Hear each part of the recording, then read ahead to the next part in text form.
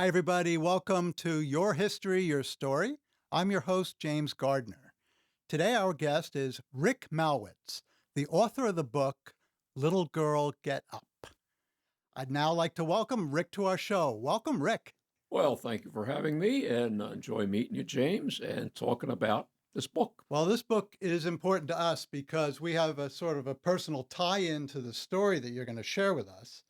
About 7 years ago, I think it was, we were at our church, which is Liquid Church in Parsippany, New Jersey, and it was during a Sunday service. And our pastor, Tim Lucas, he asked us all to pray for a 9-year-old girl by the name of Leah, who had had a significant health event, which you're going to tell us about in a moment. And we all prayed for her.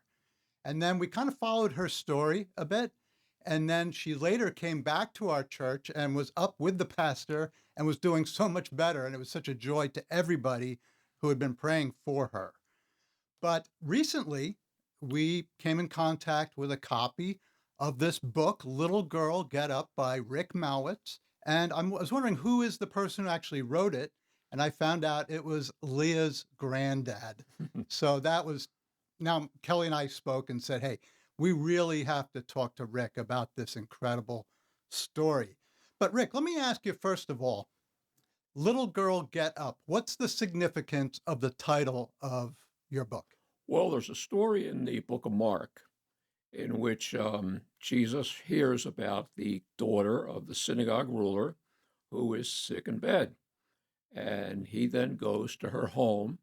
He says, in one of the rare cases in the Bible where they quote Aramaic in modern translations, he says to her, Talitha cum, which in Aramaic means little girl get up.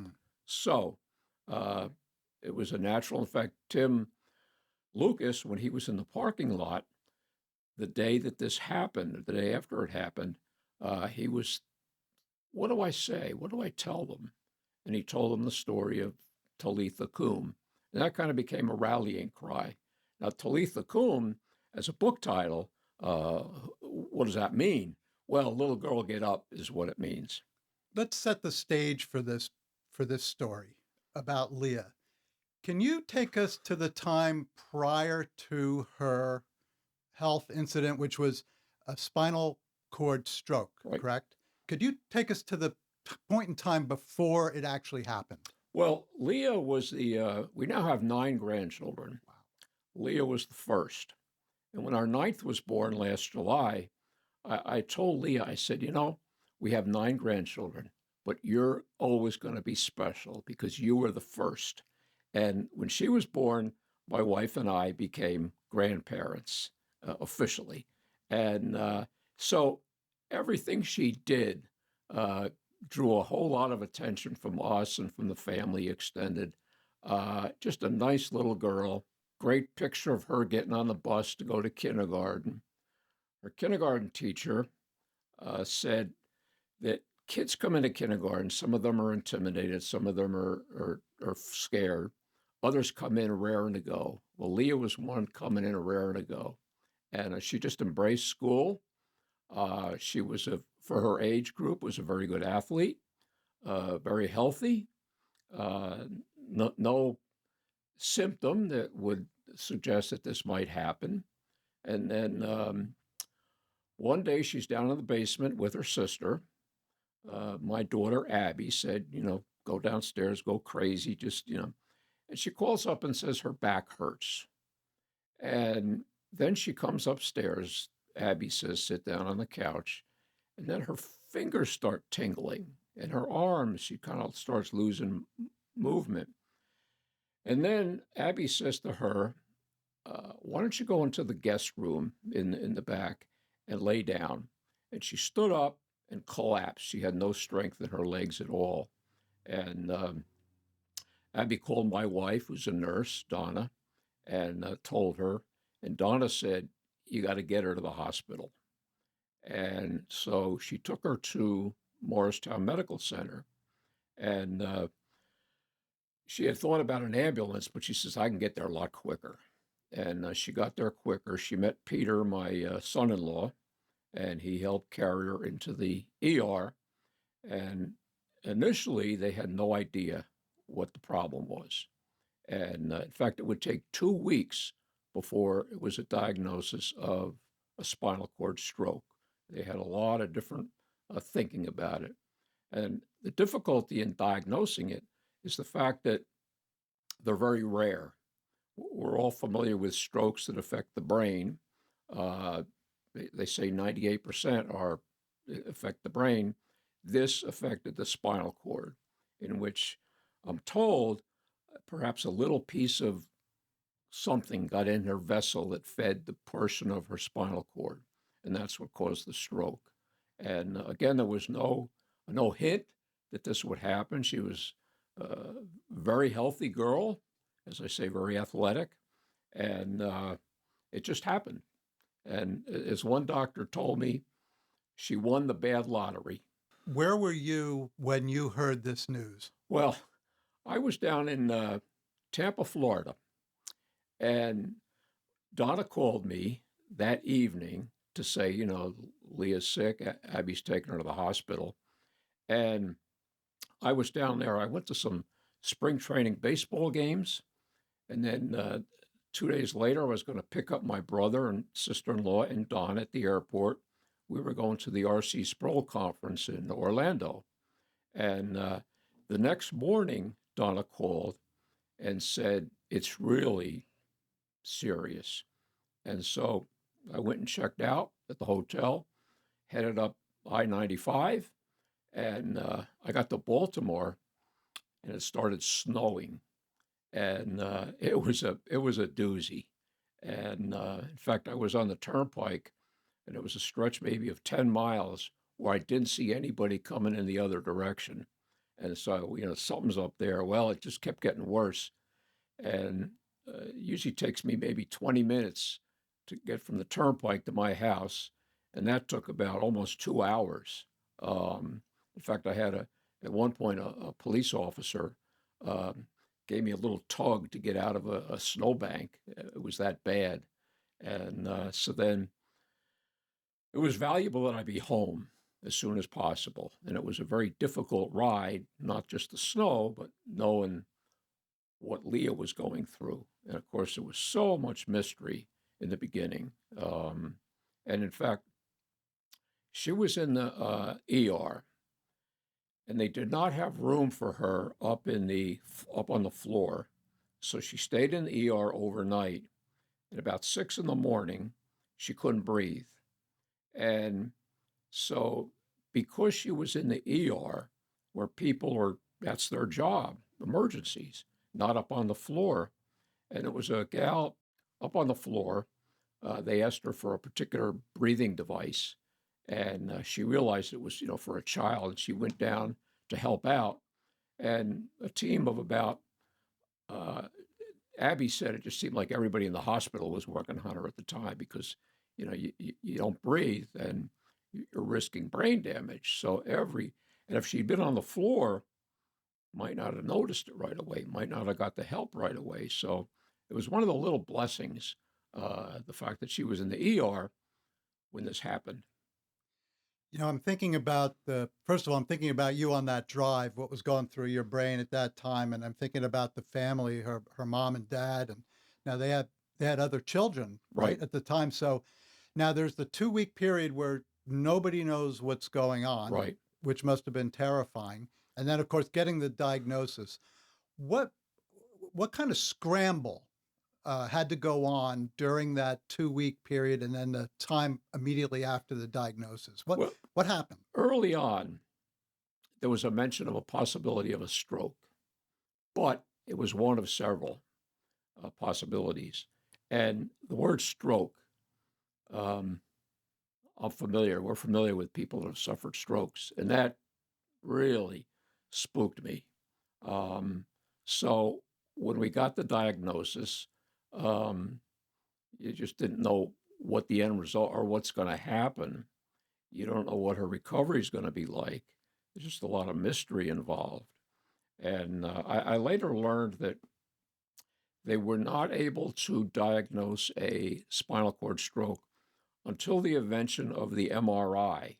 So it's relatively recently that they know how to diagnose it, again, because of the MRI. So once they got all that information together, that was the diagnosis.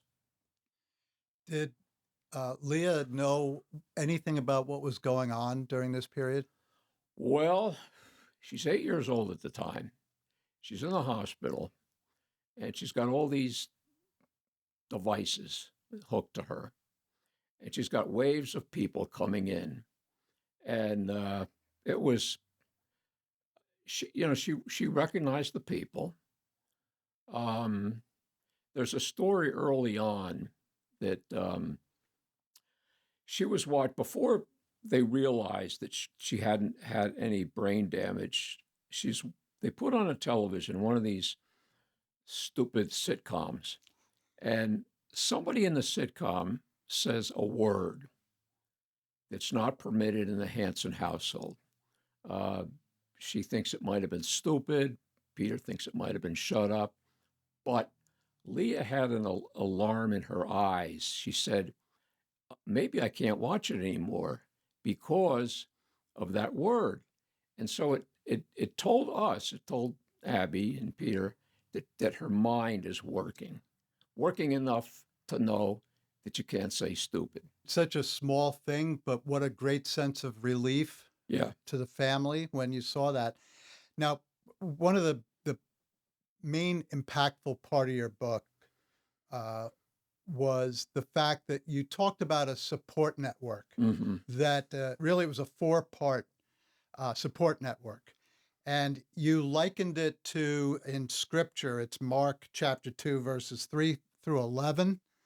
And could you tell us a little bit about that Bible story and how it relates to uh, the support that you gained? And then we could take each one of those pieces one at a time. I had thought of the four things to write about in relationship to the care for Leah. And I came across a story. And the story is about how there's a house in Capernaum where Jesus is speaking, and it's crowded and you can't get in.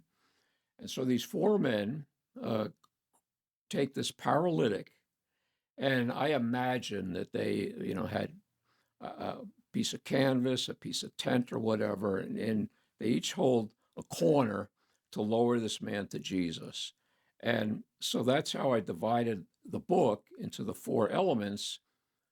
First of all, the family, and then the church, and then the local community, and then the medical community.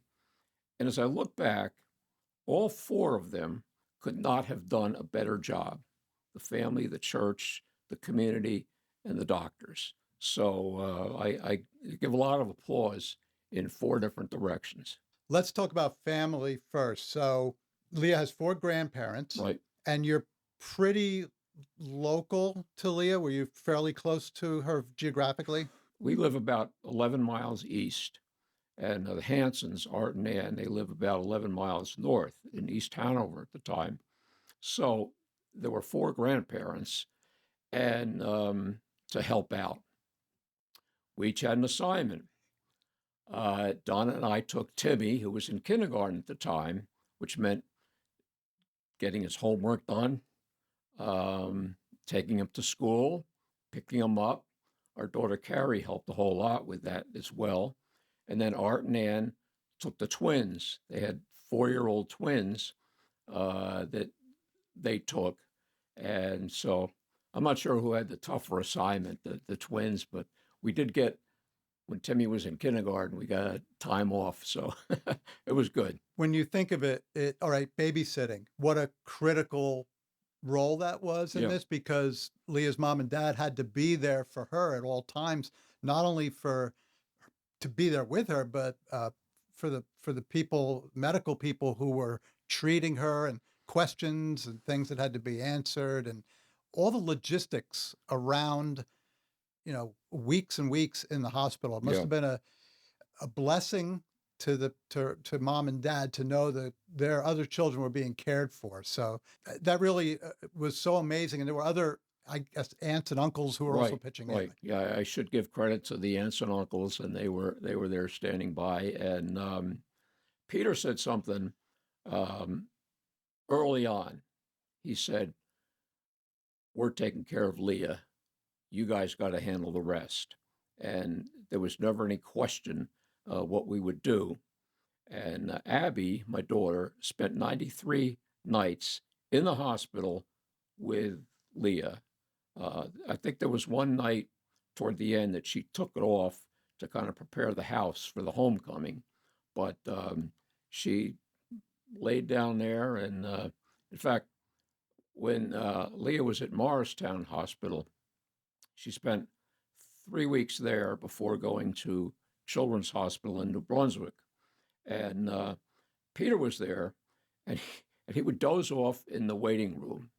And then some nurse or somebody uh, with a power grab said, "You can't sleep here." So he would go in the car and sleep. And it got chilly, but he's in his car sleeping.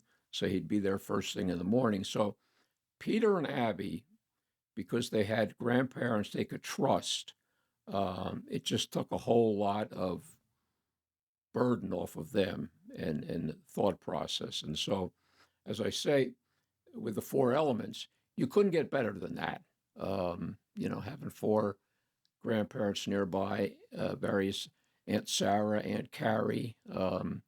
So it was. She had a wonderful support system, if I might say so. For sure. And Peter is Leah's dad. Right. Okay. So, Rick, you mentioned another important part of the support network was your church. Right. Could you talk about how the family and the church came together in this? Well, Abby and Peter met when Liquid Church was in its infancy. They had a 4 o'clock service at Millington Baptist Church. Peter was one of the original keyboard players for the worship team, and that's how they met. And they were married at Millington Baptist Church. They supplied, the mom and dad in the story. And they just, as I say, Abby spending 93 nights in the hospital. You can't go beyond that. Peter juggling work and this and that. It was a full-time job for both of them, time and a half for both of them. There was a story in the book. You talk about there was a tree in the backyard of the house that got hit during a storm, and the men from the church came by. Yeah. That's a great story. In fact, I put the picture on the back of the book.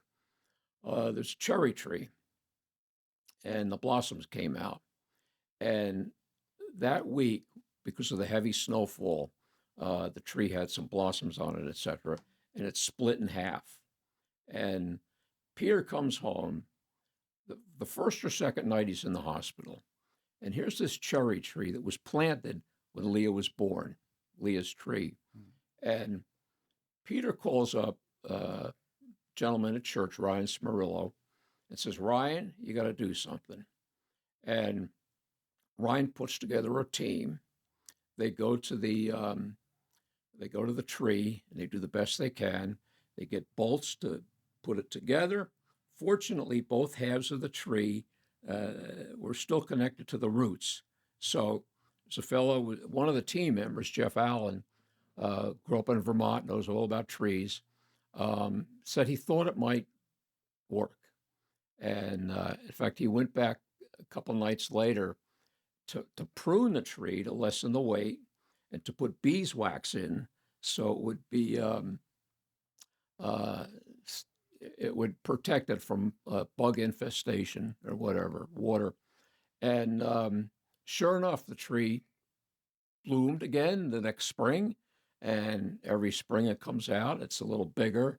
So again, that was a team from Liquid. I think there were about 6 guys that formed that team to go there and heal a tree.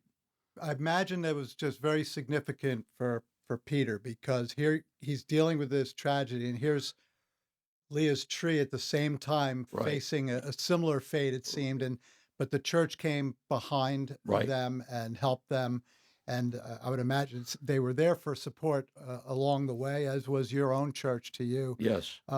So, yeah, and again, I mentioned at the beginning, but we did a lot of praying at the church, and it was so wonderful to see this young girl doing so much better later on when we saw her. Hmm. And also, you mentioned the community. You talk about the community, not just the church or the family community, but the people geographically around, the people from town. How did that play out? They live in Long Hill, which is a small town. I think it's about 7,000, 8,000 people. It's one of those towns where, as they say, everybody knows everybody. Through the school system, there's only one grammar school. So they knew the Hansons. And the, the teachers, as part of the community, were just so very good to her. Principal at the school she was going to at the time, the nurse from there, the teachers all came to see Leah. And Abby had one rule, and I can imagine she would have enforced it. She said, "There's no crying in the room. You want to cry? Go out in the waiting room and cry all you want, but you get in here, there's no crying." And I assume she enforced that vigorously. And so Leah would have learned, we learned, and Abby and Peter learned that, the community was very much behind her. As Leah started to recover a little bit and was aware of what was going on, how did that make her feel? She appreciated the attention. When she went back to school that June, she went with like the last week of school, she came back. And there was a big sign out there, "Welcome home, Leah." And her teacher at the time, all through the day, sent pictures to Abby of Leah in her desk and all that. And she looked like she was being treated like a queen. And same thing happened when she went back to church. Of course, she's 8 years old at the time, 9 years old. She turned 9 during while she was in the hospital. Um, you know, 9-year-olds react a little different than when you're 16. So she didn't have that self-consciousness that she might have had if this had been when she was 16. However, she has a great group of friends to this day. And so the community, the parents, the teachers, the friends are just all behind her. Sometimes when you're in a really tough situation, a grief situation, and you have people coming, whether it's to a wake or memorial service or whatever, of course, having the family around is so critical. And then, of course, the church community and the faith community around you. But when you see people just say from your office or your next door neighbor or the guy down the street you wave to or show up, there's a little extra in that that's very comforting. Yeah, I think it was a school nurse at the Millington School. Leah's story was on the front page of the Courier News and the Home News Tribune, got a lot of attention. And the school nurse went to her nurse at one point in time, and every time she saw the nurse kept asking her, "How's that little girl doing? How's that little girl doing?"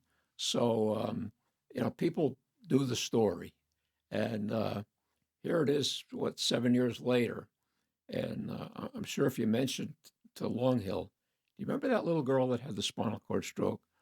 Most people there would say, "Oh yeah, Leah, yeah." Anybody or any event that brings people together, even if it's something that's really terrible, you don't want to wish that on anybody. Yeah. And thank goodness she's doing so much better. But anything that brings people together or anybody who brings people together it's heartwarming. Yeah. Because there's so much going the opposite way today. But that brings me, you talked about the school nurse and stuff like that. People who have illnesses that last a long time. I have a friend right now who's going through a lot of treatments. He's got a type of cancer. And he told me the other day that the people he goes to see in the medical community on a regular basis for treatments have become so familiar to him that they're almost friends. They're just very comforting people. And he's so in awe over the kindness he's shown and the way they make him feel comfortable. Mm-hmm. Tell us about your family's experience with the medical community that you talk about in your four corners? As I say, she spent 3 weeks at Morristown Medical Center. And unfortunately, she had to go back in December. Had pneumonia. And our hope was that she would get out by Christmas. But when she came back in December, she'd had the stroke in March. The staff there, the nurses, they remembered her. And it was just, you're among old friends. And so the nurses there, and I think to work in pediatric ICU, PICU, you're special, okay? And when she went to Children's Hospital in New Brunswick, same thing. Just the people that were dedicated to her. And I tell a story about one gal who had seen Leah. She just went in to make sure she got her meds. Didn't spend any time with her. And then she's listening to Tim Lucas's Easter sermon. And Tim Lucas mentions this little girl. And then he mentions Leah Hansen.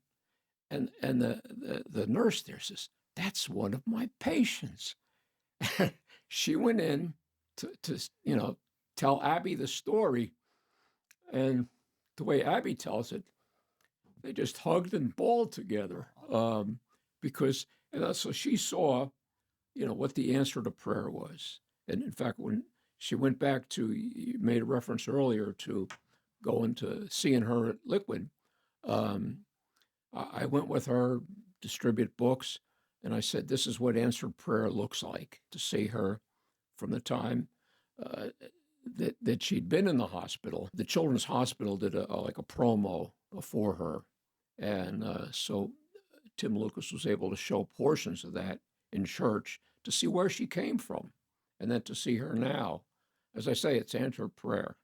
Absolutely. And Rick, tell us about Leah's recovery. Is she doing well now? How's she doing 7 years later? Yeah, when she was in middle school, she ran cross country. And the first couple races, she would finish second or third from last. As the season went on, she would finish last because all the girls that were behind her originally quit. And she stayed with it, with the team. And I still remember after one of the meets, Abby was there. And Abby says, "I can take you home." And she says, "No, I want to go on the team bus." And so she became part of the team in that respect. She's now at Watchung Hills High School. She's the team manager for the girls softball team. And she as manager, she also does the app, the Game Changer app. And they won the state championship, Watchung Hills, up at Seton Hall. And after the season, the members of the team chipped in to buy her a varsity jacket. So she's got the varsity jacket as part of the team. And the Board of Education gave the girls on the team rings, and they gave Leah a ring. So we talk about, does Leah have a game today? Well, she's not playing, but we treat it like her team, and we root her on and root the Watchung Hills team on. That is a wonderful story. Yeah. I mean, we talked about the support networks, which were vital. Mm-hmm. We also talked about Leah's courage, personal courage through this. But I know you depended a lot on prayer during this as well. Could you tell us about that? I quote several people that are a lot smarter than me. And they say, you ask every Christian, how is his prayer life? And they all kind of groan at the question, And so often we're drawn to prayer in situations like this. And in that respect, if it does boost your prayer life, it's good, okay? It's also good to see answered prayer. The hard part is the prayers that are not answered the way you want them to be answered. As Christians, as believers, our life here is a blip, and we have eternity waiting for us. And so Leah, I mentioned in the story, my book, my mother suffered severe rheumatoid arthritis. And she, when she died, after she had maybe 50 years worth of suffering, and I was so glad that the suffering was over, because I knew, because of her faith, um, what her fate was today. And I was just so, there was a level of gratefulness that I had because of that. In fact, the only time I cried that day when my mother died, there's a song that Twyla Paris sang, recorded, and it talks about hands, the hands of Jesus. And my mother's hands were deformed and painful. And I just thought, well, tonight she's got her hands. And so we know as believers that all our aches and pains are going to go away. And but there were just a tremendous amount of people, getting back to prayer, that were praying for her. Even people in the community that weren't church based, they would say they're praying for her, and they were, maybe, I don't know, but it's a reaction we have to misfortune, to pain, is we go to the Lord in prayer. You went through this experience along with your family and with Leah, and there was so much that you saw that was happening, spinning around you, and of course, a really a wonderful process of Leah's Right. wonderful life. She's doing so many great things, and she's impacted so many people. But you chose to write a book about Leah's story, and not everybody who goes through a incredible experience writes a book about it. Mm-hmm. I understand you're a person with a writing background, but tell us about your background and how you came to the conclusion that you wanted to put this down on paper in a book for other people to read. I was a copy boy at the old Newark Evening News, and I started in 1967, 68. 1968 was a big news year. We had the assassinations of Bobby Kennedy and Martin Luther King. We had the Vietnam War. We had Johnson deciding not to run. We had riots in Newark. And so the newsroom was just a buzz with stories that were going on. And one of the editors, Ronnie Cole, told me, he says, "You're going to get newspaper ink in your blood, and you're not going to get rid of it." And so I spent 44 years, first 15 as a sports writer, and then was the editorial page editor, and then a columnist. And so that was that was what I did for a living. What do you do? I write for newspapers. And so when the industry basically collapsed, then I left. And that gave you the background of writing and researching and expressing feelings and things Mhm. like that. But as far as the story of Leah, putting that into a book, what was that decision process like? Someone had mentioned offhand, it was early on, Leah was getting better, and someone said, this is worthy of a book."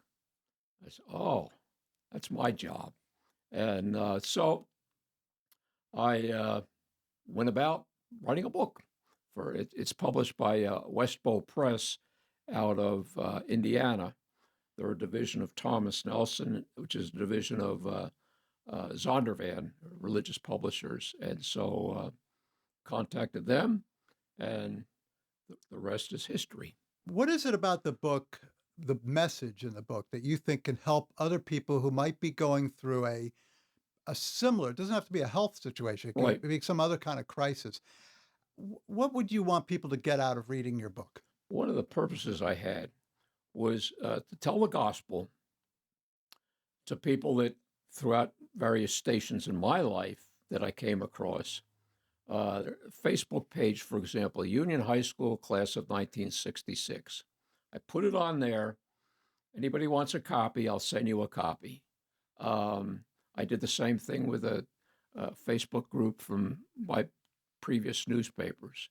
I just put information out there and to send them the book, complimentary book. I never, never in my mind wanted to make money off of the book. I've given so many away. I've had fundraisers at church where I give them our church and Liquid Church.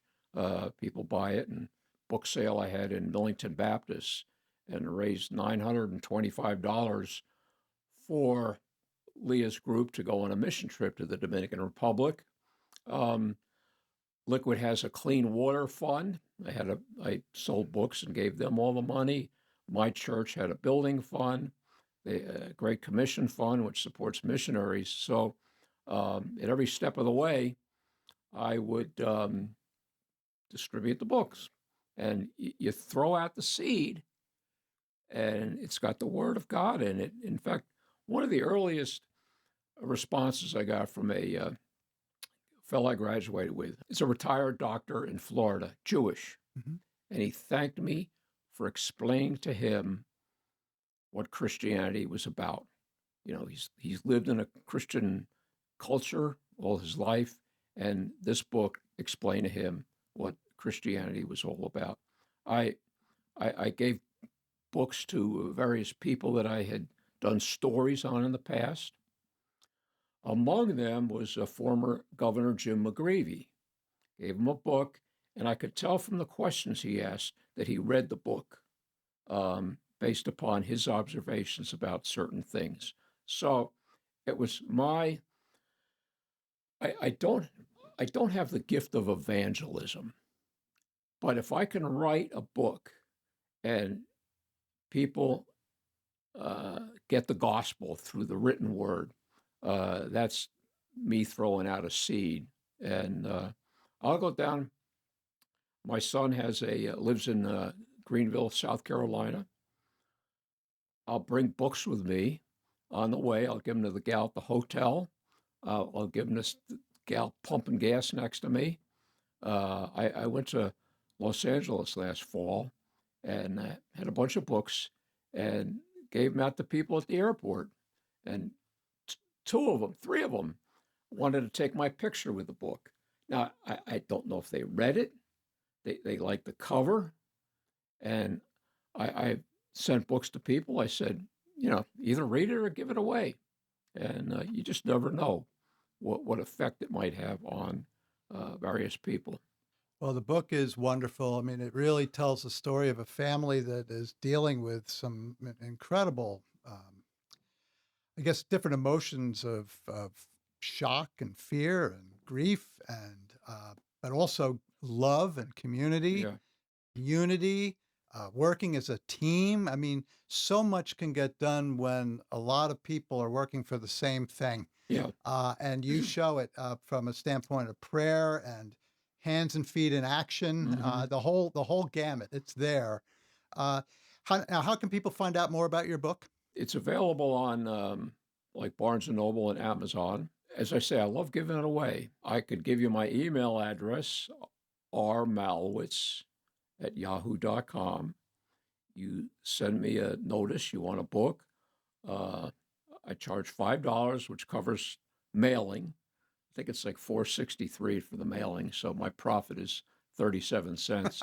But anyway, that's not the point. The point is to get the book out and read it and pass it on. Thank you so much for being a guest on our show. You've been a wonderful, really an inspiration to Mhm. me, and I'm sure to the people listening to this message and the people who get a hold of your book, because so many of us do go through, unfortunately, times similar to Leah's story. Not exactly the same, maybe for sure, because she had such a rare health issue. But so many people do deal with tragedies and challenges in their lives, and then for them to know that, through prayer, through community, church, and also leaning into the wonderful, in many, many, many cases, wonderful people in the medical field who Mhm. come behind people, particularly people who they see a lot of, people who come for repeat treatments. Yeah. They have like a bonding. I've heard so many stories about that as well. And of course, tremendously skilled doctors and nurses Yeah. as well. But Rick, thank you again, and I hope that you have a terrific day. And thanks for being a guest on our show. Well, thanks for having me, James. I want to thank everybody for joining us on this episode of Your History, Your Story. Please continue to follow us on all of our social media platforms, and I hope you all have a terrific day.